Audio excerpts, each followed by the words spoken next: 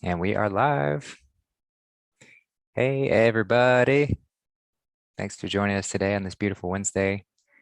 So far in the chat, we've got Lotus, who says my favorite part of Wednesdays. Oh, thanks. Yvonne, love you, Yvonne. Salvaging Truth, Rachel, Lori Ann, Elias, and Fairman in America. Thanks for joining us, guys. And I'm sure we got a few others looking behind the scenes as well. And as always, we've got our beloved Toni Weel with us behind the scenes, behind the curtain, always sharing her wisdom with us. And just a little introduction for Toni. So she joins us every single week. If this is your first time watching one of these shows, basically Toni is a regenerative detox specialist certified under Dr. Robert Morse, who's just a wealth of knowledge in the detox field and getting us back to our optimum health of fruit. Really, ideally, fruit is our species specific diet. It's what we're designed to eat. It's what fits best with our bodies. And so Toni has taken it upon herself to dive into this subject and to really spread that message and spread that health as far and as wide as possible to any who are willing to take that responsibility and say, you know what, this conventional standard diet is not working for me. It's causing a lot of disease. I'm not well. I'm having to be on all these pharmaceuticals. I'm having to go to the doctor a lot. There has to be a better way. God didn't design us to be faulty. So Toni does a beautiful job at getting people back to that path. And so we're always grateful to have her here. So thank you for being here, Toni. Thank you, Justin. That was a nice introduction. I could not have done it better myself, so I'll leave it up to you. Well, thanks. Yeah. Did you have any particular thing you wanted to get into before we start? So just to explain to anyone tuning in for the first time, we take questions from the community, and that's basically how we structure this whole hour-long show, is just answering questions. If you have questions for future shows, just make sure to email them over to the emails are in the show notes, but to understandingtruth@gmail.com or to healthywithfruit@gmail.com. That's Toni's email for addressing these questions. So you can send those questions there. But yeah, so that's the gist of the show, is just answering questions in the health field. But yeah, Toni, did you have any particular thing you wanted to cover before we start diving in? Yeah, I think it would be good to address certain topics and what came up to me or came in front of me, I have to say, because I'm always led to a certain topic that it's like, okay, this is what I need to talk about. And that is the kidneys, the adrenal glands. The reason this is so important is that because of the diet that we have been on, still don't like that word, never will like that word. The lifestyle that the things we ate hasn't done us any good, and everybody I talk to has problems. So many people with lower back issues, with kidneys that are not filtering, with high acidity in the body. And the whole thing that we need to do to get our body to a healthier state is to alkalize the body. And how we can do that is change the diet. So the first thing that always has to go is I say the first thing, it is first things. It's a list.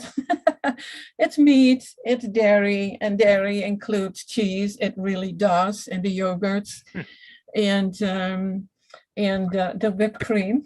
People think that dairy does not include cheese. I feel like that's the ultra dairy.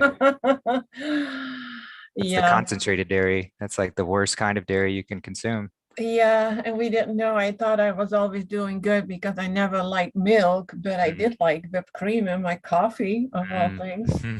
And I love cheese. I mean, how can you not love cheese when you live in the Netherlands? I mean, best cheeses in the world. But I got away from it. And it's been, probably 5 years now, 4 or 5 years. And it took me a year to not be able to walk, in that aisle with all the cheeses. So I took another route to get to the produce, but I'm over it.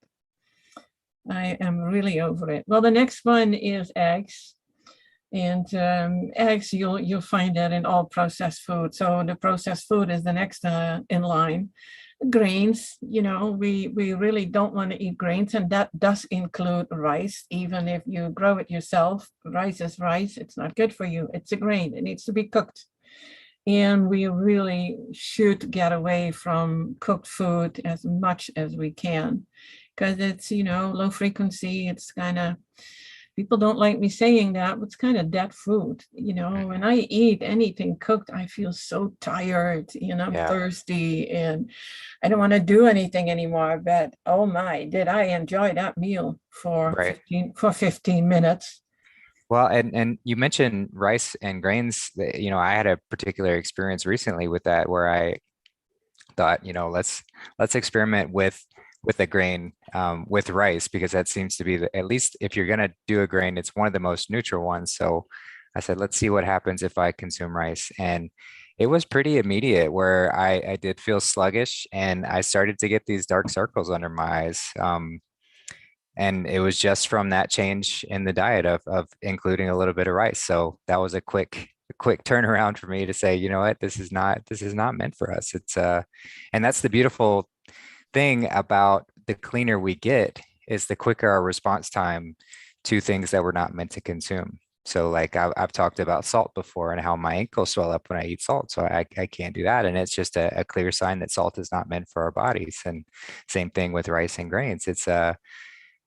It's not meant for us. And so when we go against how God has designed us and what we're meant to consume, we experience these repercussions. This is the sin that's talked about in the Bible. It's not always just doing bad things. It's anything that deviates away from our path of highest progression, our path of highest expansion. And so the further away I deviate from that path of highest expansion, God's always got these little reminders to say, hey, hop back on the path. Like it's much easier to go with the flow. Like, don't you want to be at ease? To stay away from the dis-ease. Let's go back to the ease.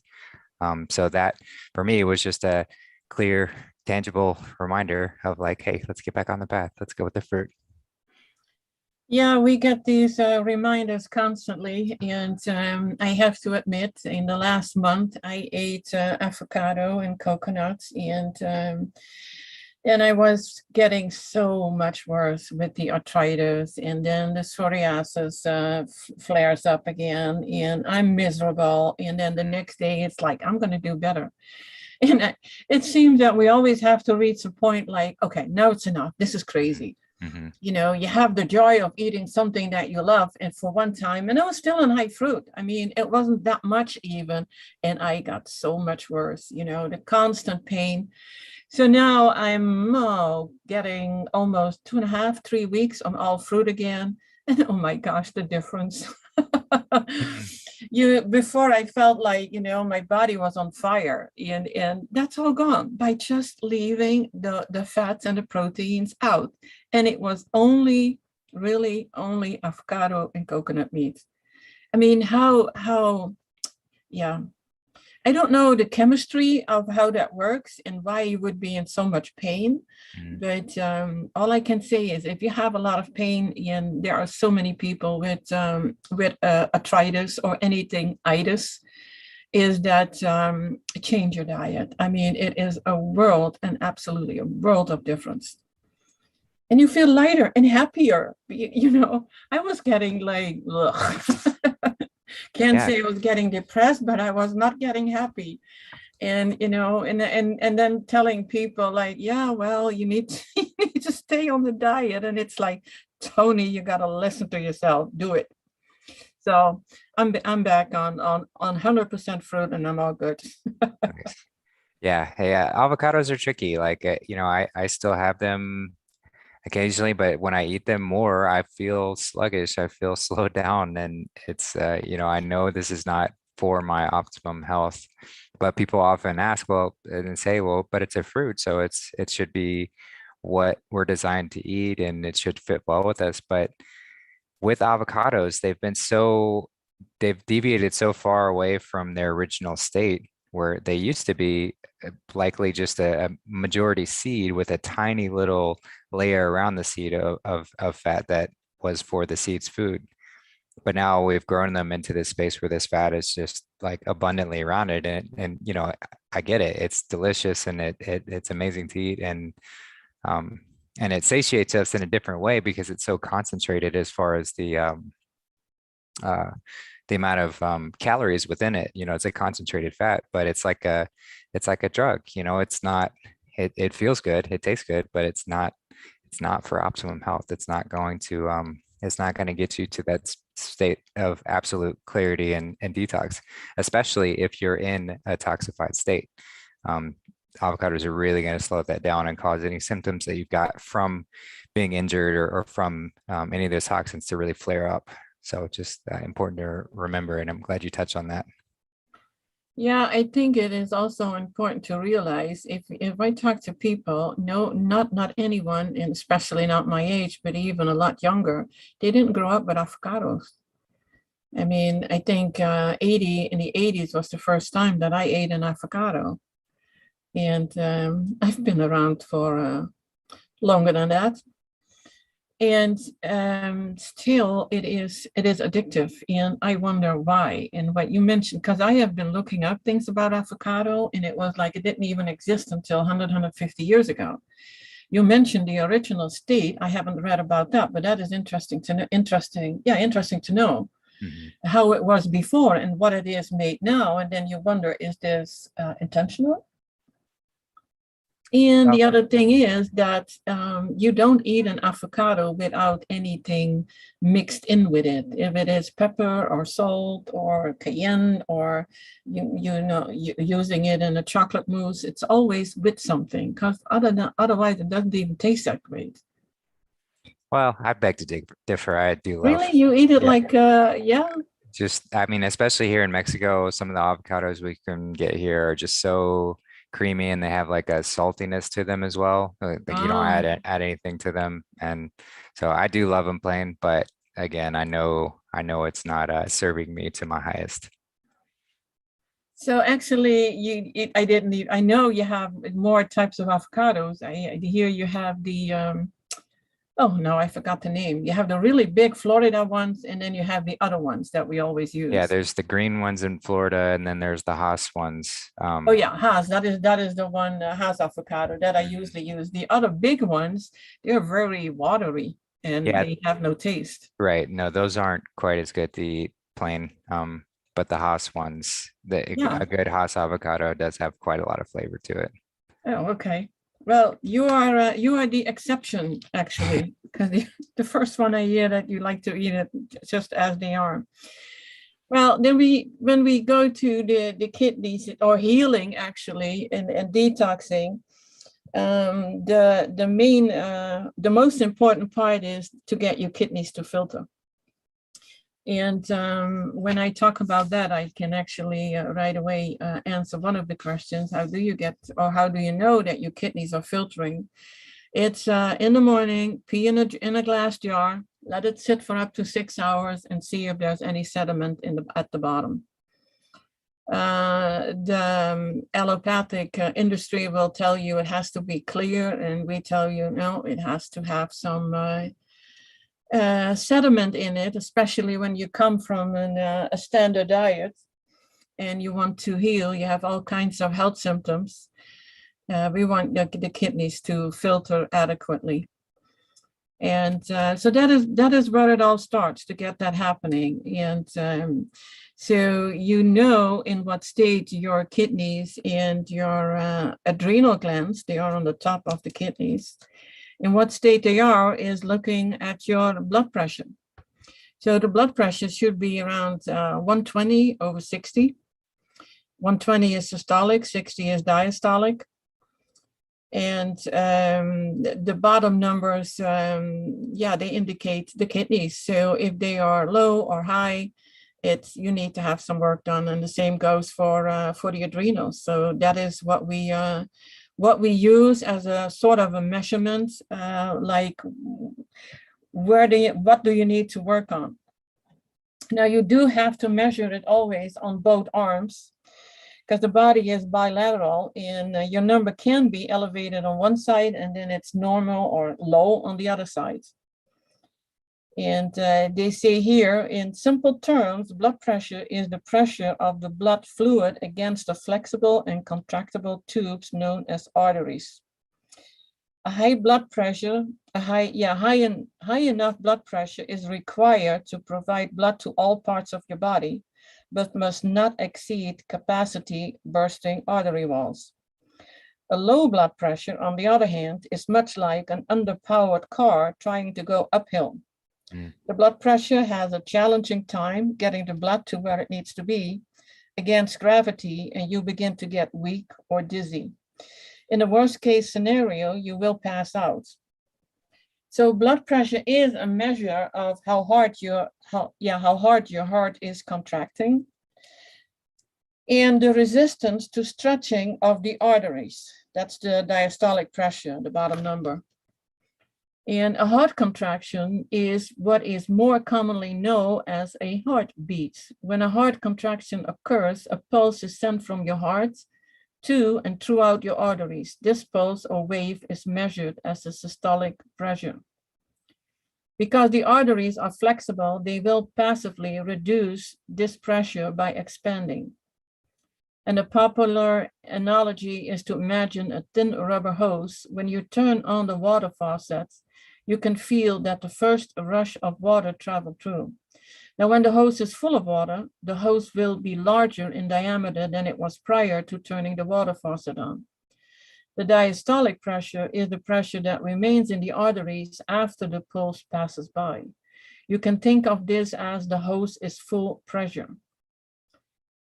I have a 5-page, I'm not going to read it all. This was just part of knowing what your blood pressure is, but it is a 5-page document that I can send to anybody who is interested in to read it, because so many people struggle with adrenal and kidney problems, and high or low, or especially adrenals completely out of whack, to say it in a weird way. And then people are struggling with the health. So this is the basis. They work on the kidneys and the adrenals. That's where it all starts. And then, and you do that, not only you can use herbal formulas, but you absolutely do it by eliminating the foods that we just mentioned. And going on all raw and go on mostly fruits. And the question often comes up from, do you need herbals to get this done? Not necessarily. It depends on what state your body is in, but the herbs definitely help. Can you add anything to this, Justin? Not in particular. I mean, I'd love to see that that document you've got as well. Just because I'm always open to new ways to doing that. But yeah, it's like with anything, I feel like we repeat ourselves a lot, but it really is, if we just get out of our way, if we just stop eating things that are slowing our body's ability to heal itself, then it will. So the best way to do that is with fruit. Fruit is going to be it's the easiest thing for our body to assimilate and digest and use, which gives maximum time for our body to take care of everything else that it needs. And that's why, incorporating fasting is also a great method too, and it should be done with absolute care, especially if you're coming from a conventional diet. You might not want to jump into fasting, but if you've cleaned up yourself a little bit, you can look at things like water and dry fasting as ways to accelerate the detox process, because it again gives your body more time to not be worrying about digestion, but to be worrying about healing and getting things moving and things of that nature. And I know specifically people recommend dry fasting a lot to get their kidneys filtering. So that's a good method to incorporate. And you can do an easy one by just saying every day I'm going to dry fast for 12 hours, which might sound intimidating at first, but it's really just adding on a few hours from when you're sleeping. So if you stop consuming everything, say by 8 p.m. at night, then just don't consume anything until 8 a.m. in the morning the next day, which is pretty simple. And you can extend that to 14, 16, 20 hours or longer, if you feel comfortable, but just make sure you take it slow and listen to your body and go as um, don't trying to do anything too drastic. But that's a great way to sort of get things moving in that sort of regard. Yes, it absolutely is. The only thing I want to advise is when you do a dry fast or a water fast, don't just jump in. You're going to hurt your body. Your body needs to adjust to the changes. Yes. Go on, leave all the previously mentioned foods out and start eating more fruit or more raw, and then eat more fruit, and then go to the juices, and then go to the water fast, because otherwise you will be taken back by the detox symptoms that you can get, and you can get very miserable on that. But if you ease in, it is actually easy to do and much, much better for your body. Yes. We Yeah, want to love our bodies, yes. not abuse it. Yeah, one of the first times I did a water fast, and this was before I had gotten onto this health journey. So I was still eating pretty conventional diet, still eating animal products and all the cooked food and all that kind of stuff. And I heard about water fasting and wanted to try it, and so I jumped in, did a 3-day one, and wow, by the end of the third day, actually I think I tried to stretch it into 4 days. On the fourth day, my kidneys were hurting so badly. Like it felt like someone had punched both of my kidneys as hard as they possibly could, and were just continually doing that. And I know that was because I was detoxing a little bit too quickly for my body to be able to handle. So as Toni said, it's important to take it slow and to ease into this kind of stuff, especially when you're getting into fasting, because we have such an accumulation of toxins in our bodies and all of our cells. And if we haven't taken any measures to get rid of those ahead of time, then they can flood out all at once. And that can overwhelm the body and really cause some quite uncomfortable and potentially even dangerous things to happen within us. So it's good to take it slow. I actually did it when I was in my 20s. I was a vegetarian, so not eating meat, and I was desperate to lose weight. And I thought that's the way to do it. 40 days. I did a 40-day water fast. Wow. And didn't think any of it, just, okay, I do a 40-day water fast. I did not know about eating fruit. I did not know how to correctly break a fast. I didn't know anything. I did survive though. I did lose weight. But I would never, ever suggest that to anyone. It was long time ago. And I have done a 5-week, so that was 5 weeks, was a little shorter than the 40 days. It was, I did lemon water fast. And that was when I knew better. So I did heal my my GI tract. And yeah, and again, lost weight too. That's about 8 years ago. So, and since then I only do the fruit fast, and it actually feels a lot better. Yeah. But I never give up on my lemon water. It's always get a liter a day. So that's how I start my day. It's actually pretty good. Yeah, that's a great way to kick things off and get some the detoxifying effects of the lemon and the flushing of the water. Get things moving. Yeah, I have a question from Linda, and that is about plant-based milks.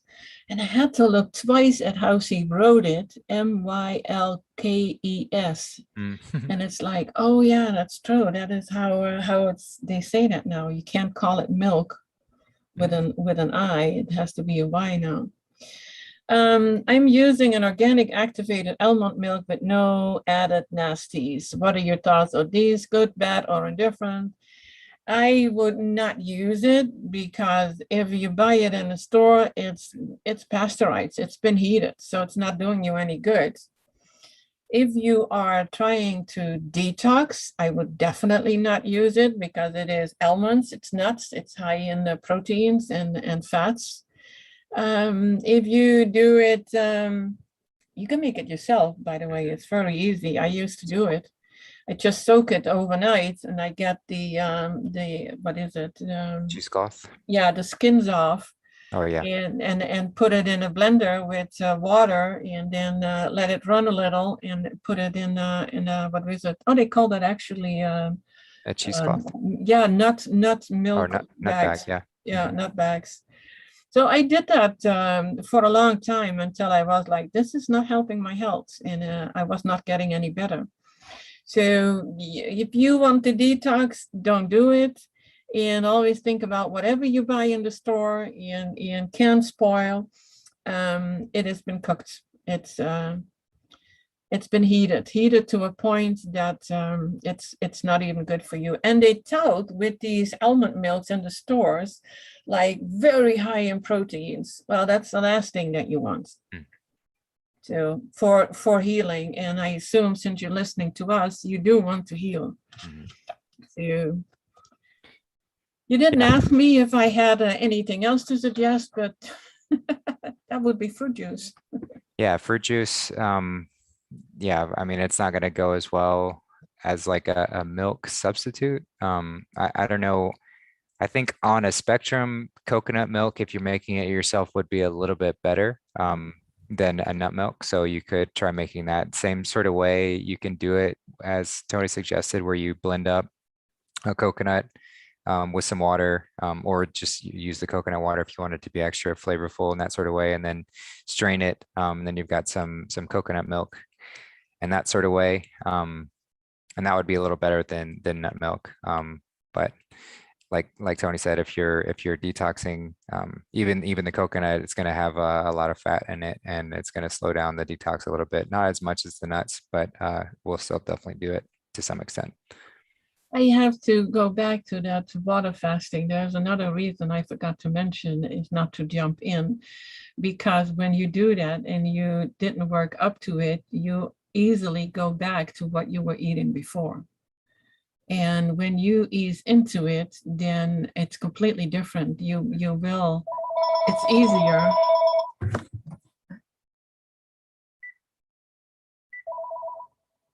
Why isn't that doing that? Mhm. It is easier to stay on the fruit in all raw when you worked up to it. Yeah, I because get too easily distracted. It's gone. no worries. Yeah, because when we jump into things too quickly, a lot of times we can cause burnout. We bite off more than we can chew, and the old cravings and things start to come back, and before you know it, you're back to eating like junk food. And Yeah, it is quite a journey. I mean, it's so easy for us to say, okay, you need to alkalize and eat all fruit and leave all that stuff out. And then you are there with all your cravings, and everybody around you eats differently. Everybody tells you you're totally crazy, and you have a severe problem by eating the way that you do, and you have to cook for others. It's not an easy journey. mhm. It's I absolutely understand that. It's but always make sure that you have the foods around. I found now that with being on all fruit, I do not have any cravings. Mm. And if I'm hungry, the hunger is completely different than when I have fat in my diet. And I have a bowl with grapes nearby.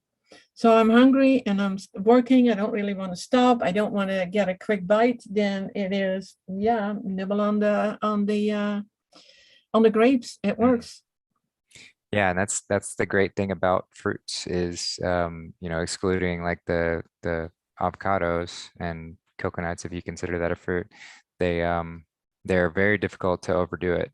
So you really can eat about as much as you like. And especially at the beginning, this is a great thing to do when you do get those cravings. It's just always have some fruit nearby, grab a banana, grab an apple, cut up a melon, like whatever you have available, whatever fruits in season, especially in your area, just make sure you always have an abundance of it so that whenever you get those cravings, you can just eat as much fruit as you want. And it might not hit the taste buds in the same sort of way. You might still have those desires, but then you can really step into this mind aspect of it too, which is, why do we have these cravings, and why am I feeling drawn to certain things? And when you start looking into it, you realize that most of these cravings are because of the parasites that have been eating these foods for our whole lives. And especially if we're early on in this journey, we have a lot more of these parasites that are literally tapped into our nervous system and steering us like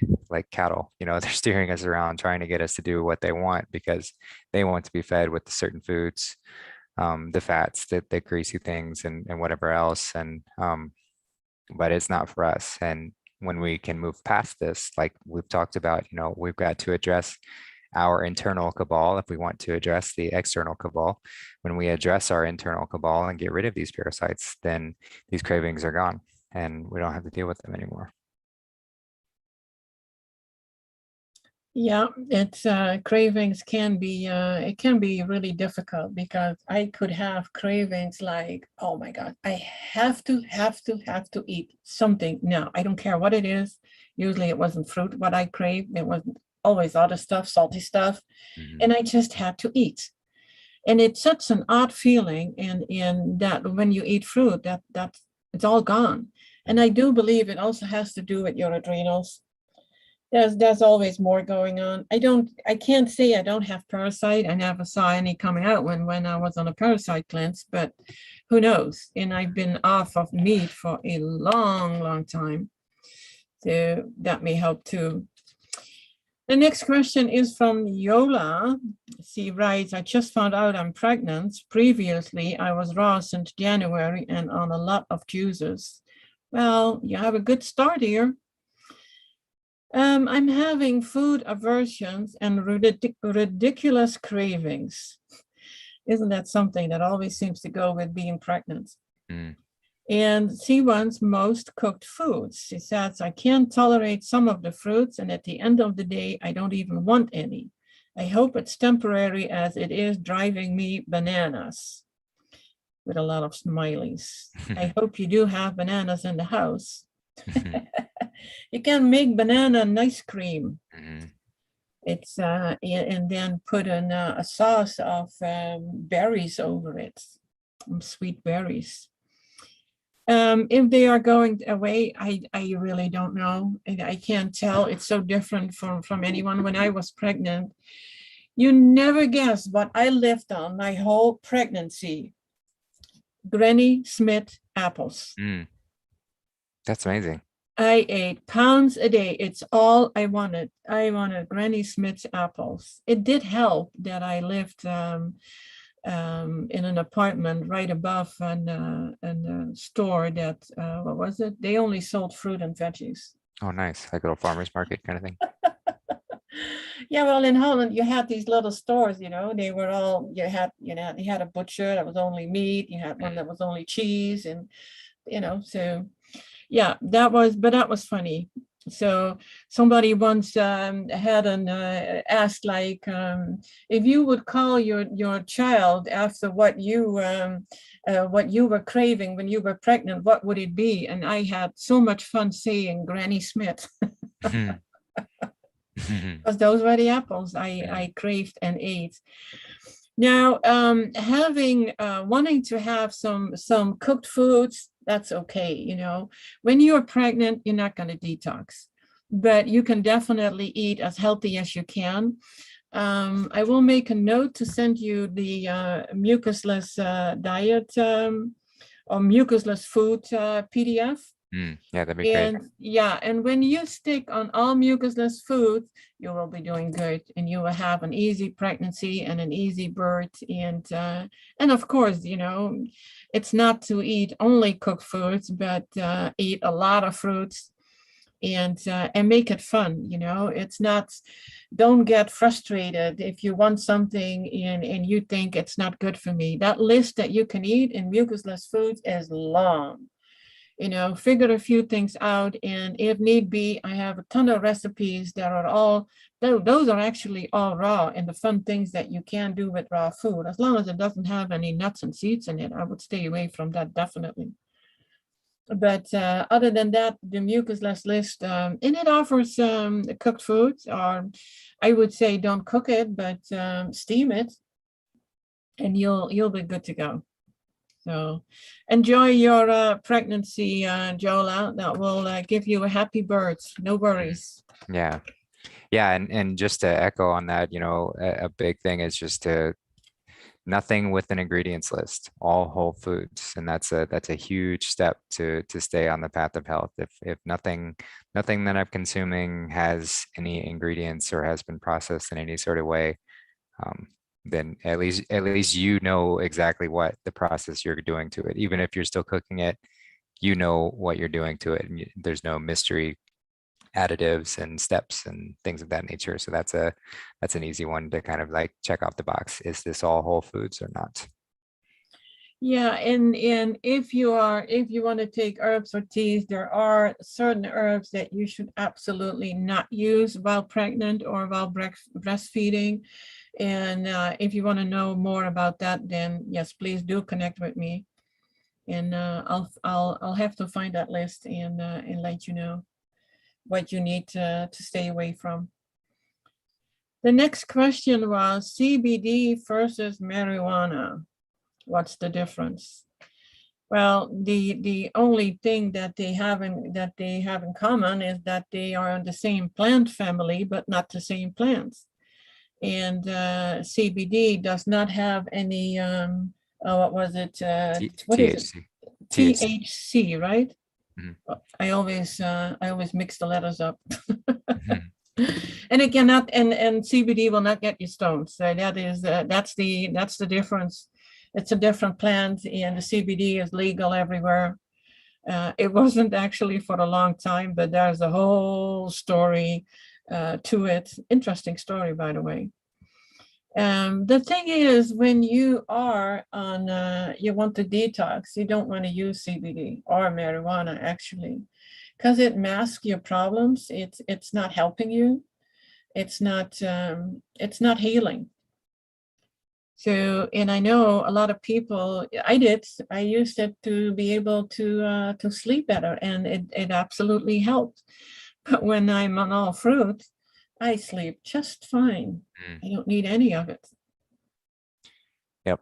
Yeah, the diet is the optimum way to get to health. I think cannabis in all of its forms is a useful tool to sort of show us what's possible. So for someone who has a chronic illness, they can take these things and experience that health in a way that's they might not have felt for quite some time, but it should not be used as a continual thing. It can be used as a way to kind of like rebalance with the knowledge that in order to truly heal, I have to look at what I'm consuming and I have to change that.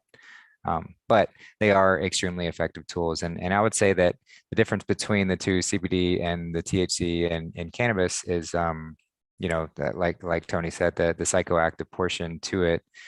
You're not going to get high on the CBD, but I have seen that the full spectrum with the THC and the best method for medicinal purposes is within the oil. So you can take just a small amount. And if you take a small enough dose to where you don't actually experience the high, that from what I've learned and what I've seen is the best healing avenue for that plant, is the full spectrum. Like my grandmother, she's used it for her neurodegenerative. She's got like onsetting Alzheimer's, and it does help her out a lot. But she refuses to change her diet, so she's kind of stuck on that. No matter how many times I've said, and it's one of those things where you're just gonna have to let people do as they will with that sort of things. But they are effective medicines when used properly. So that's that. Yeah, the only issue I see with that is that so often people want to use it as a treatment and then stay on the same standard diet, Yes. and that is just not helping you in the long run. No, it's not. It will mask your problems, and you may feel somewhat better, but you're not really healing anything. Right. Now, I absolutely do believe in the cannabis plant. If you have them all fresh, you can put them in a smoothie. And I'm like, yeah, go for it. Then it is an herb that can absolutely be healing.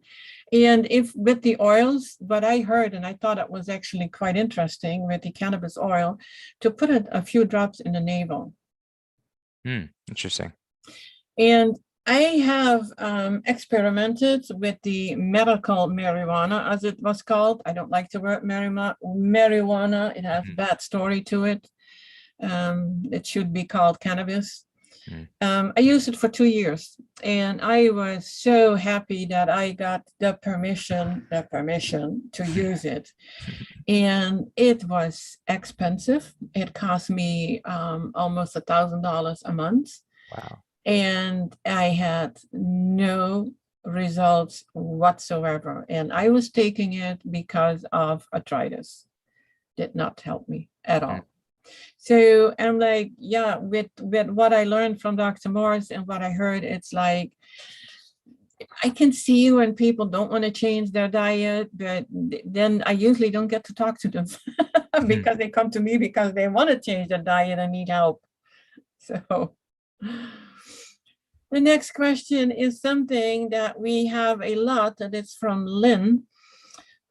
Just wondering if it is normal to experience tooth sensitivity while following mostly fruit vegetable diets. And if the tongue is quite pink, but the kidney is filtering only a little, is that normal? Well, it's hard to say what is normal, because if something is normal, then most of people that should have it, and there, to me, normal doesn't exist. We all have different results. The reason for tooth sensitivity is the high acidity in your mouth. So you may want to get a pH strip and check it and see if your mouth is highly acidic. It should be slightly alkaline. And if it is not, then absolutely rinse with baking soda to get some alkalinity in your mouth. And in the meantime, it's staying on the diet, and maybe for a while you may, if you had really have sensitive teeth, is to add a green drink in your diet. Not eating the veggies or like steamed or cooked veggies, but really raw, dark leaf, soft leafy greens smoothie. Yep. That is the solution. And if the tongue is quite pink, I don't know. I haven't heard that yet, because I hear about all kinds of other colors. And yeah, pink sounds healthy. Huh? Pink sounds healthy. Yeah, if it is quite pink. So I don't know. We know what white is, and I've seen them even with black hair on it. So Wow. it can go in all kinds of ways when your body starts detoxing. And I have not had the tooth sensitivity, but I do hear that quite often. So please do test the pH. I think everyone should do that, to keep an eye on it. You know, urine should be slightly acidic, and your mouth pH should be slightly alkaline. So help it along with some baking soda. Oh, next time that we talk, I have a very interesting file about teeth, everything teeth. So next time I want to talk about teeth. Oh, that'd be great. Yeah, and it's important to remember, you know, with anything, that there's no way that you can hurt yourself by consuming fruit.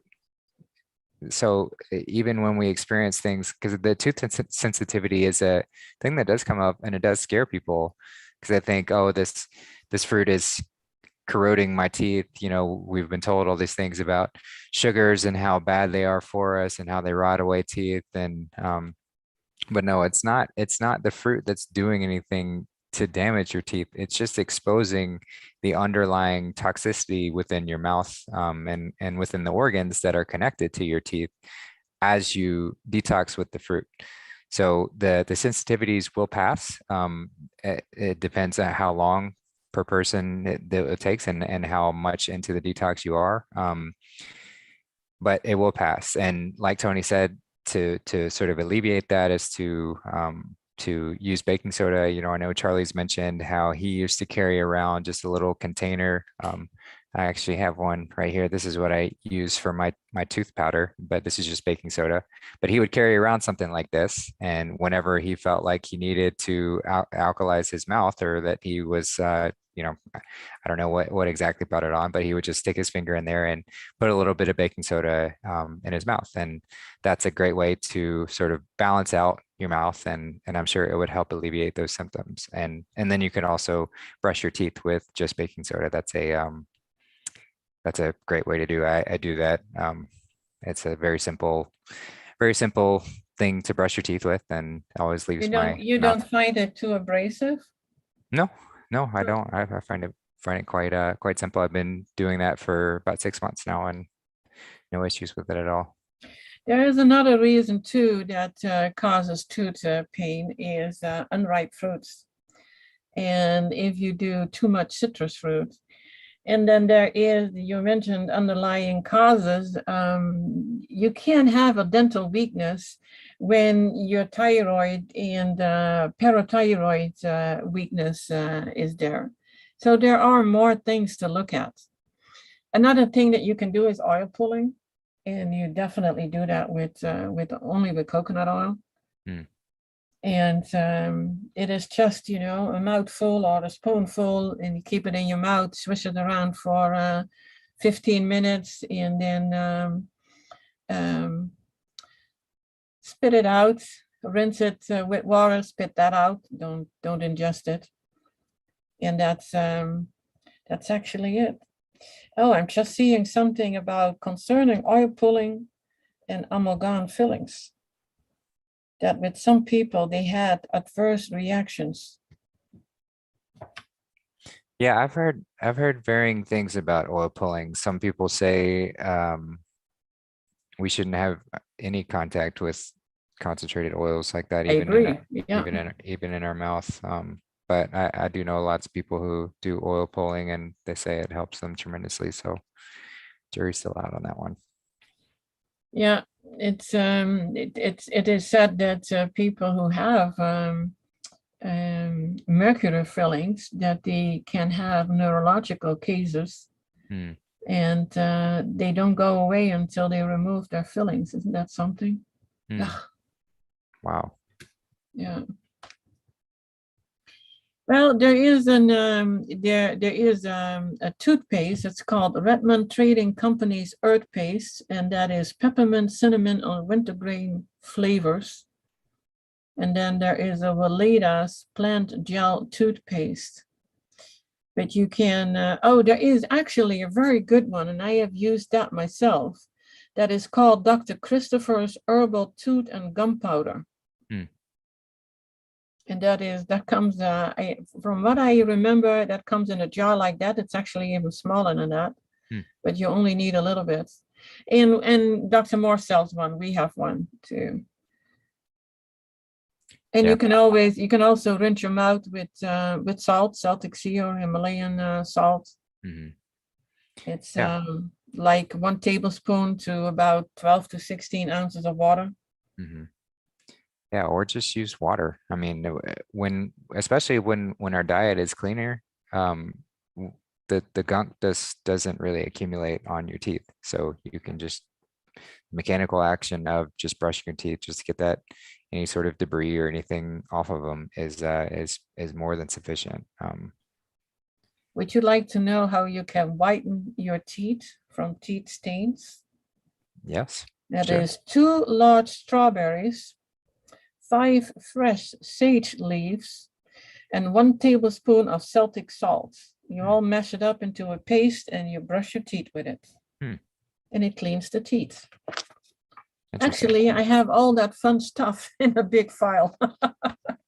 Nice. Yeah, we just got to get you. I mean, I don't know if you want to host that somewhere, but because I could put that on my link tree, or we could link to your website or something to where people could have Yeah, access to that. I'm working on, yeah, I'm also working on a website Mhm. for myself where I have all this stuff on. God, I Hmm. have so much of this, so much of all the goodies about the vitamins, the B12, what people always ask about, should we take it? And if, why, if not, why not? And should we do exercise? And how much? there are a ton, there's so much information. Mm. There really is. And I try to get it all on a website. I haven't really decided yet if I should make like a member website like I do for Charlie, like where everybody can connect with each other and, you know, get to know each other all over the world. It's a lot easier than being on 5 or 6 different social media Right. you know, outlets. It's but I haven't decided yet how I'm going to do. So for now, I'm going to make a simple website the same way as I've done for Charlie, you know, first a kind of an intro site and then go from there. You know, it has to grow in my mind about how am I going to do this. Mm.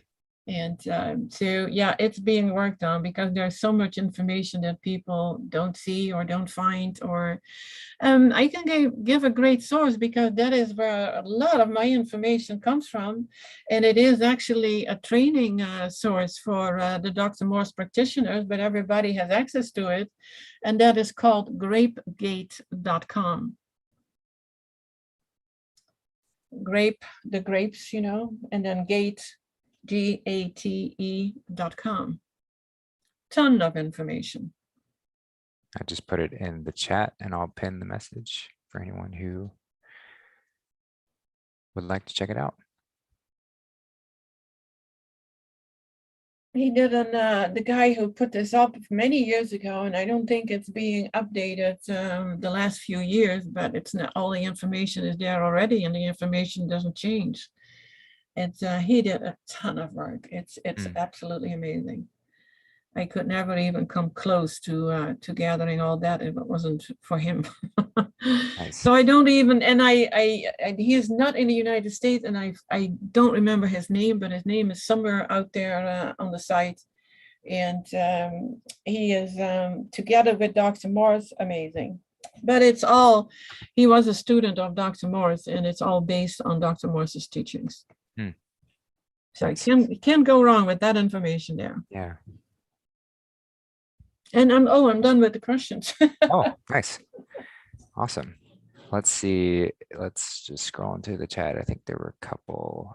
There was a question about the, and we've talked about it before, but I'd love to touch on it again. The liver flesh, Dr. Morse's liver flesh, and just the liver flushes in general. I know there's a lot of advocates for olive oil to use as that, and then there are people who say that's not good. You know, I tend to think it's not good to have concentrated oils in our body, but maybe Well, that specific. actually, this is actually interesting because yeah, we would say no olive oils and not good.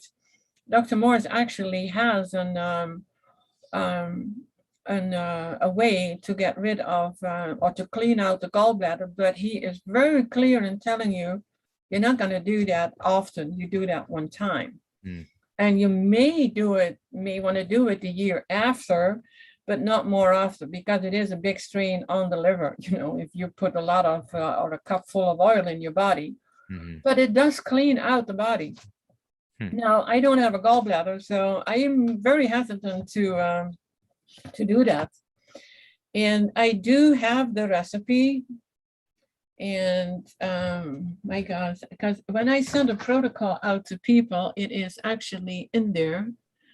So I don't have the link here right now. If somebody asks me for it, if somebody needs it, send me an email and I will send it to you. And it is with some herbs and it is with oil. So in a way it goes against what Dr. Morse teaches, but at some points you do need to detox your liver. And depending on, you know, how your diet was, it's a good thing to do. And just don't, I've heard of people who do it every week and I'm like, you are damaging your liver and your gallbladder. So what would be a reason why someone would feel the need to do that? Like what would be a sign or symptom to say, hey, I need to flush my liver or gallbladder?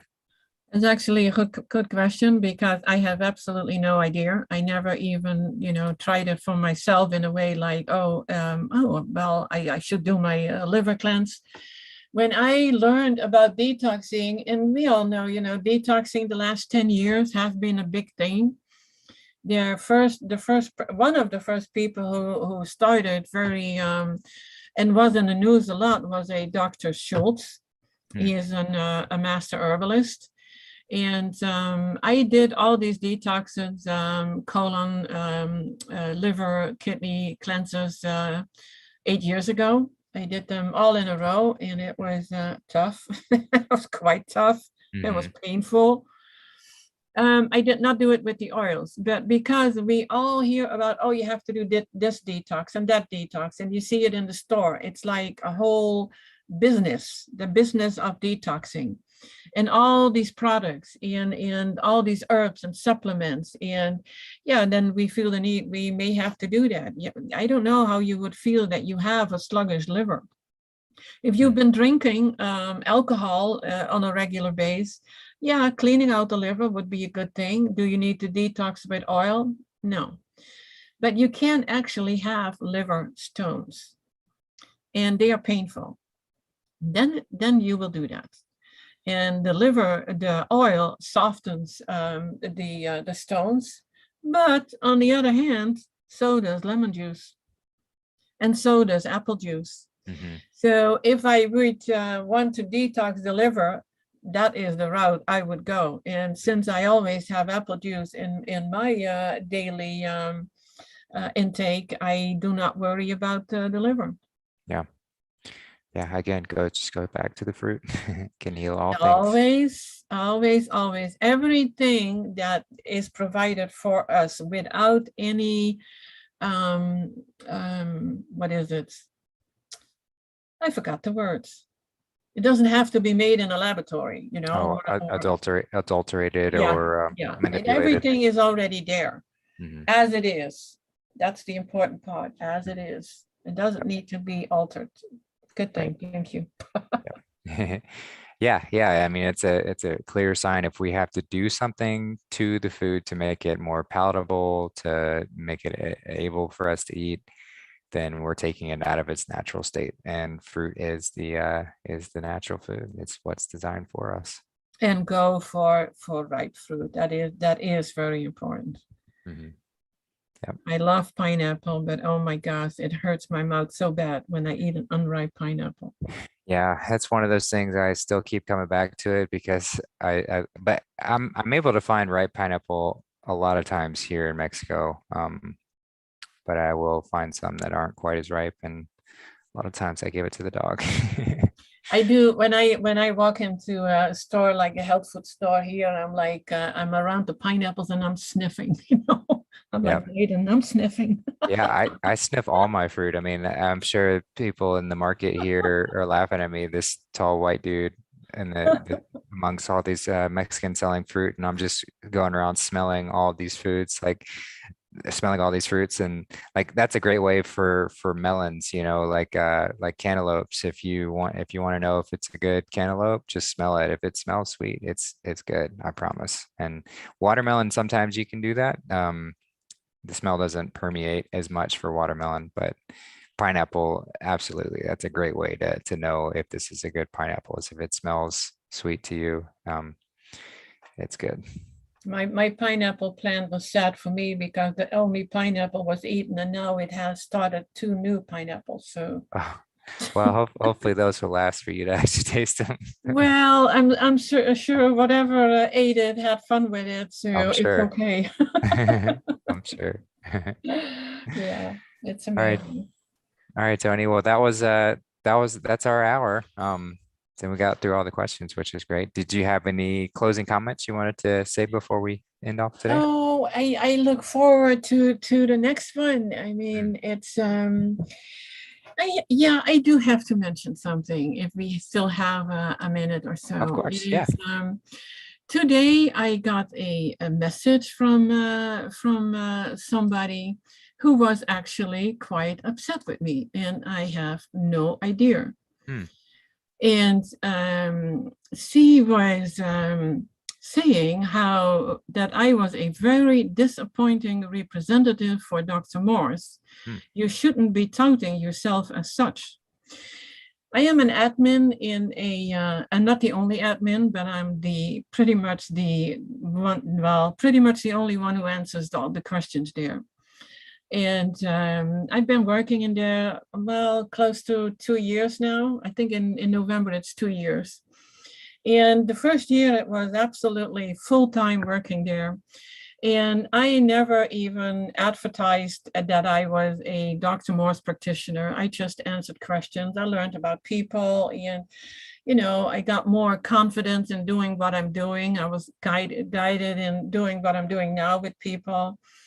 And I did mention that I was a Dr. Morse practitioner because somebody was actually questioning my knowledge. And I was like, well, I probably have to tell them that I am trained by Dr. Morse and I do know what I'm talking about. Hmm.